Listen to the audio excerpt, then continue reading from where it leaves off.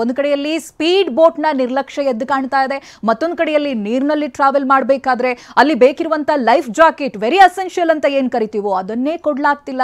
ಯಾವಾಗ ಅವ್ರು ನೀರಿಗೆ ಬಿದ್ರು ಆ ನಂತರದಲ್ಲಿ ಕೊಟ್ಟಿದ್ದಾರೆ. ಇವೆಲ್ಲವೂ ಕೂಡ ಇಷ್ಟು ದೊಡ್ಡ ದುರಂತ ನಡೆಯೋದಕ್ಕೆ ಕಾರಣ ಅನ್ನೋದಾಗಿ ಹೇಳಲಾಗ್ತಾ ಇದೆ. ಮತ್ತೊಂದು ಕಡೆಯಲ್ಲಿ ವಿದ್ಯುತ್ ಬಿಲ್ ಅನ್ನ ಕಟ್ಟಬೇಕು ಅಂತ ಸಿದ್ಧಗಂಗಾ ಮಠಕ್ಕೆ ನೋಟಿಸ್ ಅನ್ನ ಕೊಡಲಾಗಿದೆ. ನೀರಾವರಿ ವಿದ್ಯುತ್ ಬಿಲ್ ಪಾವತಿಸುವಂತೆ ಮಠಕ್ಕೆ ಪತ್ರವನ್ನ ಬರೆಯಲಾಗಿದೆ. ತುಮಕೂರಿನ ಸಿದ್ಧಗಂಗಾ ಮಠಕ್ಕೆ ಕೆಐಎಡಿಬಿ ಅಭಿಯಂತರ ಪತ್ರವನ್ನ ಬರೆದಿದ್ದಾರೆ. ಎಷ್ಟು ಬಿಲ್ ಅಂತ ಕೇಳಿದ್ರೆ ನಿಜಕ್ಕೂ ಹೌಹಾರ್ತೀರಾ ನೀವು? 70,31,438 ರೂಪಾಯಿ ವಿದ್ಯುತ್ ಬಿಲ್ ಪಾವತಿ ಮಾಡಬೇಕು ಅಂತ ಕೆಐಎಡಿಬಿಗೆ ಪತ್ರವನ್ನ ಬರೆಯಲಾಗಿದೆ. ಕೆಐಎಡಿಬಿ ಪತ್ರ ಬರೆದಿದೆ. ವಿದ್ಯುತ್ ಬಿಲ್ ಅನ್ನ ಕಂಡು ಮಠದ ಆಡಳಿತ ಮಂಡಳಿಯೇ ಶಾಕ್ ಆಗಿದ್ದಾರೆ.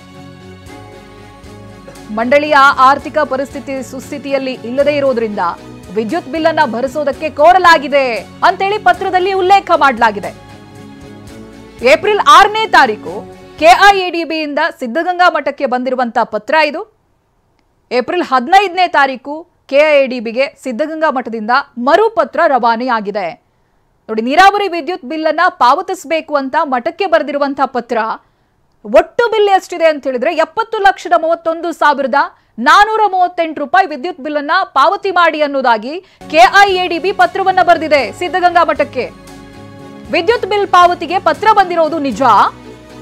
ಇದನ್ನ ಪರಿಹರಿಸುವಂತೆ ಸರ್ಕಾರಕ್ಕೆ ಪತ್ರವನ್ನ ಬರೆದಿದ್ದೀವಿ. ಹೀಗಂತ ಚಾಮರಾಜನಗರದಲ್ಲಿ ಸಿದ್ಧಗಂಗಾ ಸ್ವಾಮೀಜಿ ಪ್ರತಿಕ್ರಿಯೆಯನ್ನ ಕೊಟ್ಟಿದ್ದಾರೆ. ಇನ್ನು ಹೆಚ್ಚಿನ ಮಾಹಿತಿಯನ್ನ ಕೊಡೋದಕ್ಕೆ ಅಥವಾ ಪ್ರತಿಕ್ರಿಯೆಯನ್ನ ಕೊಡೋದಕ್ಕೆ ಸಿದ್ಧಗಂಗಾ ಶ್ರೀ ನಿರಾಕರಣೆ ತೋರಿದ್ದಾರೆ. ಏನು ಮಾತನಾಡಲಿಲ್ಲ ಈ ಬಗ್ಗೆ.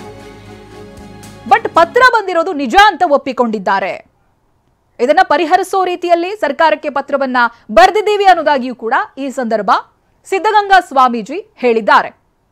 ಅದನ್ನ ಹೊರತಾಗಿ ಹೆಚ್ಚಿನ ಪ್ರತಿಕ್ರಿಯೆಯನ್ನ ಅವರು ಕೊಟ್ಟಿಲ್ಲ, ನಿರಾಕರಣೆ ಮಾಡಿದ್ದಾರೆ. ಬಟ್ 70 ಲಕ್ಷದಷ್ಟು ಪವರ್ ಬಿಲ್ ಕಟ್ಟಬೇಕು ಅಂತ ಹೇಳಿದ್ರೆ ಹೇಗಾಗಬೇಡ? ಸಿದ್ಧಗಂಗಾ ಮಠ ತುಮಕೂರಿಗೆ ಕೆಐಎಡಿಬಿ ಪತ್ರವನ್ನ ಬರೆದಿದ್ದಾರೆ.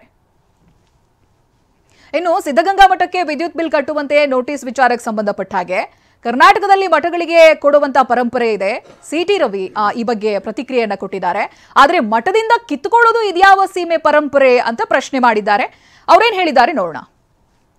ಈ ಮಠಕ್ಕೆ ಕೊಡುವ ಪರಂಪರೆ ಭಾರತೀಯ ಪರಂಪರೆ, ಮಠದಿಂದ ಕಿತ್ಕೊಳ್ಳೋ ಪರಂಪರೆ ಇದ್ಯಾವುದಪ್ಪ? ಇದ್ಯಾವ ಸೀಮೆದಪ್ಪ ಇದು? ಏನು ಆ ರೀತಿ ಬಿಕಾರಿಯಾಗಿ ಹೋಗ್ಬಿಟ್ಟಿದಾರ? ಮಠಕ್ಕೆ ಹೋಗಿ ಬಂದವರು ಮಠಕ್ಕೆ ಕೊಟ್ಟು ಬರ್ತಾರೆ. ಯಾಕೆ ಅಂದರೆ ಮಠ ಸಮಾಜಮುಖಿ ಕಾರ್ಯ ಮಾಡುತ್ತೆ, ಅನಾಥ ಮಕ್ಕಳನ್ನು ಸಾಕುತ್ತೆ, ವಿದ್ಯಾದಾನ ಮಾಡುತ್ತೆ, ಅನ್ನದಾನ ಮಾಡುತ್ತೆ. ಈ ಕಾರಣಕ್ಕೆ ಮಠಕ್ಕೆ ಕೊಡ್ತಾರೆ.